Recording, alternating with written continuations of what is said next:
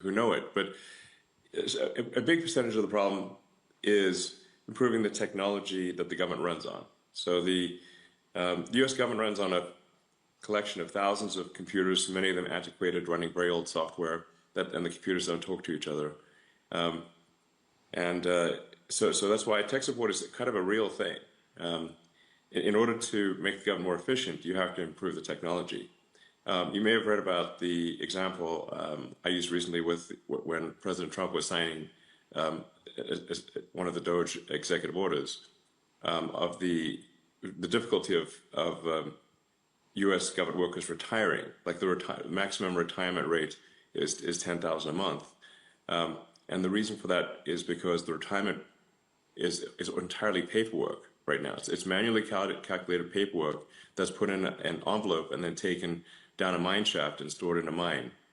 And then one of the things that affects the rate at which federal workers can retire is the speed of the elevator in a mine in Pennsylvania, which is bizarre because it should be digital, So then when we said, well, why isn't it digital? They said, well, we have had a digitization program going since 2014. So that's been 11 years. So then we asked, well, so how much progress have you made? And they said, B. You mean you're giving yourself a grade of B? No, we're on the letter B. So we're like, okay, we're going to need to really provide some tech support here. Otherwise, literally, people can't even retire, even if they want to. It's pretty bad. There's a lot of software systems that need to be updated and fixed. In some cases, deleted.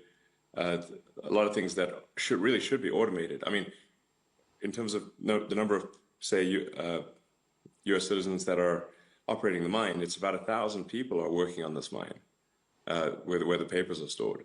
But they should ideally be working on something else. They should be working on producing goods and services that are of much higher value to the public, So I mean, really, even if somebody just grew tomatoes in their garden and sold them at the farmer's market, that would be more useful than carrying manila envelopes down a mine shaft. Safe to say. So a lot of the stuff is like that. It's not like any one thing is particularly difficult, but there are like 10,000 things that need to be improved.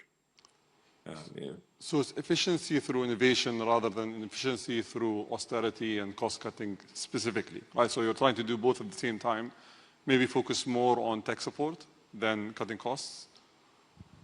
Well, by improving the technology, the costs do reduce.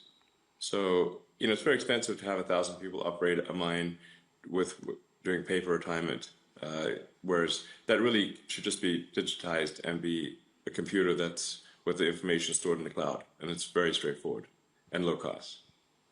So automation, will help there a lot. But like a lot of things just really shouldn't exist. They're kind of vestigial.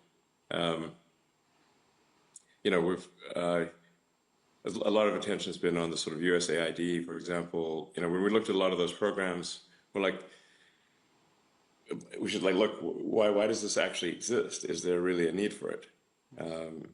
There's National Endowment for Democracy, but I'm like, okay, well, how much democracy have they achieved lately? I don't know, not much.